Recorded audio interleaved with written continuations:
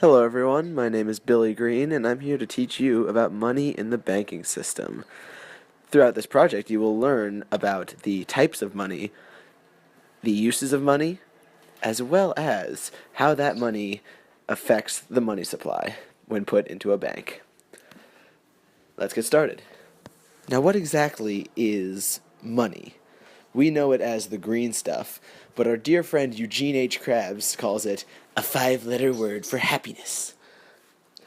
Now, money does make the world go round, but in reality, it's a lot more complicated than that. In all seriousness, though, money, or currency, is what we exchange for goods and services instead of a barter system. Commodity money is the first type of money, in which the item exchanged has an intrinsic value. It is valuable based on its composition, such as gold, which is a rare earth metal. Fiat money, the second type of money, the one that we use, has no intrinsic value in and of itself, but retains its value through a promise made by a governing body, such as our currency. A $20 bill is worth $20 because the government says so, and we base our exchange system on that. So call it anything you like. Cash, dough, greenbacks, dollar bills, y'all. Money is a beautiful thing. And money is even better because it helps us. What does money do again? That's what we're going to find out next. The three functions of money are as follows. Money is a medium of exchange, a unit of account, and a store of value.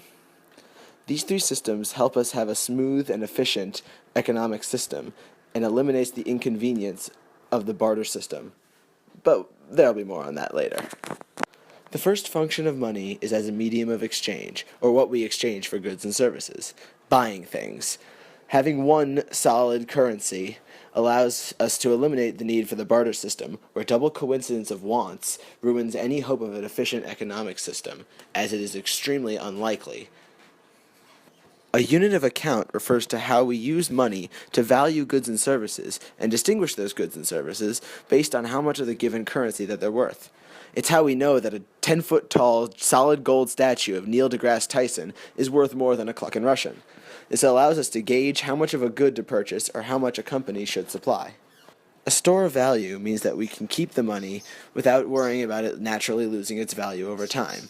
If we lock it up in a safe, it won't suddenly disappear or have no value just by nature of the time it's spent there. This idea is undermined somewhat by the idea of inflation, but inflation affects the impact of a given value of money rather than the value of the money itself. Now we move on to the money multiplier. This is a multiplier that demonstrates the total increase in the money supply a bank deposit creates. It is created by dividing 1 by the reserve ratio, the percentage of each deposit the bank must hold on reserve. It's represented by the equation equals 1 over RR, being the reserve ratio. The result is then multiplied by the remainder of the deposit that can be loaned out, what is not held on reserve. This is the amount of the new money that has been brought into the money supply. If the money was newly printed by the Fed and not already in circulation, then the increase in the money supply would be the amount brought in from loans plus what is held on reserve. Let's look at an example. Suppose Shrek finds a crate full of money, $10,000 to be exact, under his newly constructed 10-foot wall around his land. He promptly asks it what it's doing in his swamp, but then he decides to deposit it in the bank. But what will happen if he does that? Let's find out. So Shrek deposits his money in the First National Bank of Duloc, where the reserve ratio is 10%. Therefore, the money multiplier is 10, 1 divided by 0.1. The bank can loan out $9,000 of the deposit. Multiplying that by 10 gets us $90,000 worth of new money that has been generated from interest on those loans. The effect here is that Duloc's money supply will increase by $90,000. Since it was money that was already in circulation, just underground, the part of the deposit held on reserve doesn't count in adding to the money supply. Now Lord Farquaad can enjoy an even more lavish lifestyle. But it doesn't end there. Other effects of this increase is that interest rates at the First National Bank of Duloc will decrease, spurring investment and consumption spending. This will, therefore, raise aggregate demand of the entire economy.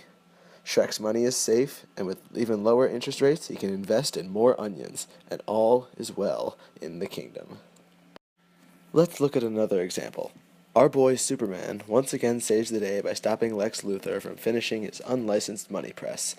However, he decides to keep some of the money for himself, about $50,000 worth of it.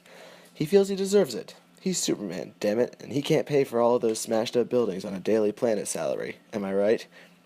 So if Superman takes this money to the First Bank of Metropolis, where the reserve ratio is 50%, what is the money multiplier, and how much money is being introduced into the money supply? Is it enough to repay all the damages he caused in Man of Steel? Yeah, not even close. If you said the money multiplier was 2, 1 over 0.5, and that the bank would keep $25,000, loan out the rest, and gain $50,000 worth of new money, you would be correct. However, assuming Luthor's press produces a legitimate money, the reserve is counted as the new money as well, since it was just created and not already in circulation. This would mean that all $75,000 would be new money, and that would be how much the money supply would increase by.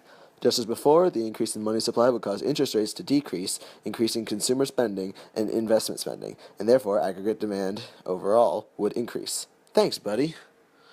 Unless, of course, Metropolis is facing inflation. So hopefully now you all have a working understanding of money, what it's used for, what it is, and how it affects the money supply. I'd like to thank myself, of course, for doing all the work, Mr. Rosenzweig, the various superheroes who assisted me in this project, and all of you who sat through this. Best of luck on the AP. Later. Created using Powtoon.